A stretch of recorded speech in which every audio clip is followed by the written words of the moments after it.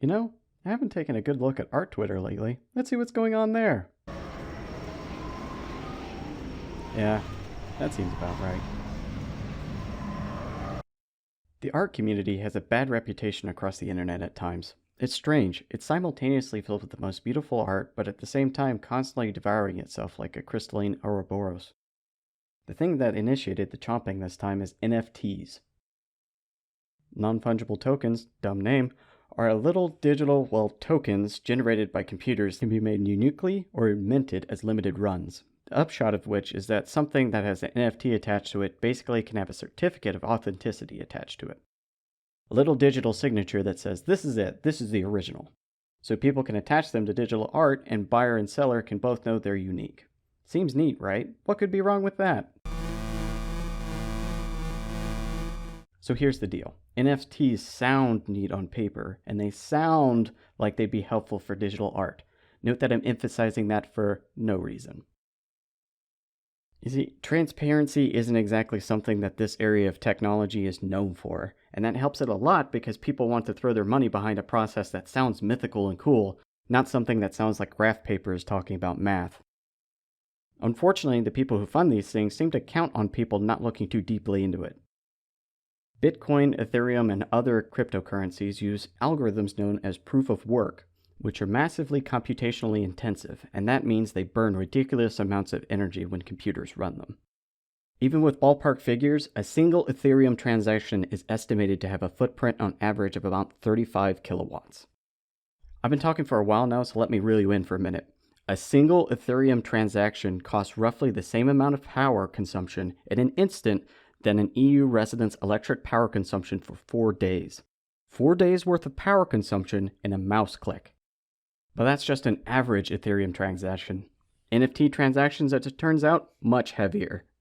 According to some analyses of NFT transactions on popular crypto art platforms, the average cost of a single transaction between minting, bidding, sales, and transfers skyrockets the cost to 82 kilowatts per hour, more than doubling the power consumption. It also produces a fun amount of CO2, around 48 kilograms.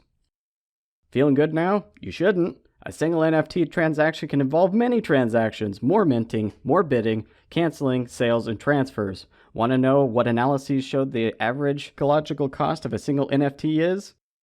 An analysis of 18,000 crypto art NFTs found that the average NFT has a footprint of 340 kilowatts per hour, the equivalent of the energy consumption of the EU resident for a full year, using a laptop for 3 years, or using an average desktop for 10 months. Yay. So why do they burn so much energy?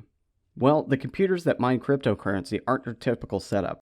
Cryptocurrency farms actually have been causing a shortage of high-end computer parts for the last few years because they flat out keep buying them up just to build ridiculously overpowered rigs. The more powerful the rig, the more algorithms that can run at faster speeds. The downside is the greater power they consume and the greater heat they produce. Mining farms resemble computing clusters more than they do your average gaming desktop. Proof-of-work algorithms keep getting stronger by necessity, which people in turn make bigger and more wasteful setups and mining farms to try and beat the system to crank out even more profit out of it. It's a really worrying cycle, but here is a thought. Do NFTs even work? Here's the thing. People who are fans of crypto art and NFTs give 3 reasons for supporting it. It protects the artist, their art, and it allows for stable income. But you can literally mint anything, and there's absolutely no regulation. There's already accounts on Twitter that automatically mint anything with an NFT if you just tag a tweet with their account name. What's that mean? It means you can tag in one of these accounts and tag anyone's tweet, mint it for yourself, and sell it. No matter if it was from your account or not.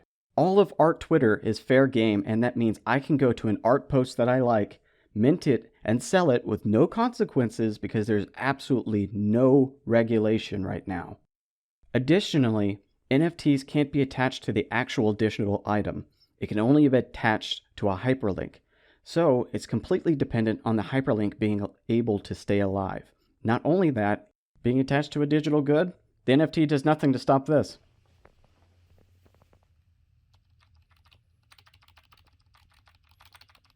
It doesn't stop someone from stealing a digital art, and it has no legal power in the courts. And stable income, when has anything having to do with cryptocurrency been stable? Everything is potential value when it comes to crypto art. The value of these things is completely dependent on what people think it's worth. It has no steady value, and a piece of crypto art can go for thousands of dollars or sell for nothing at all. There's also been a little bit of evidence of money laundering, but that's basically fine art just asserting its mark. There's even been some evidence of some crypto art providers seeding the market by buying selected arts in the market at outrageous prices just to get people excited in the market. Not surprising, but they're living solely off the hype, and that's hardly what anyone would call stable. So, summarize. It's unstable, it burns energy like a coal plant in a cartoon, and it doesn't protect the art or the artist. Basically, it's just a tech nerd's way to launder money while speedrunning climate change. It's fun, except no one's having fun, and all of us have less polar bears to look forward to. Well, I suppose the environment can take one more for the team. That's everything I have to say about crypto art and NFTs right now. If you've got something to say about it, let me know in the comments down below.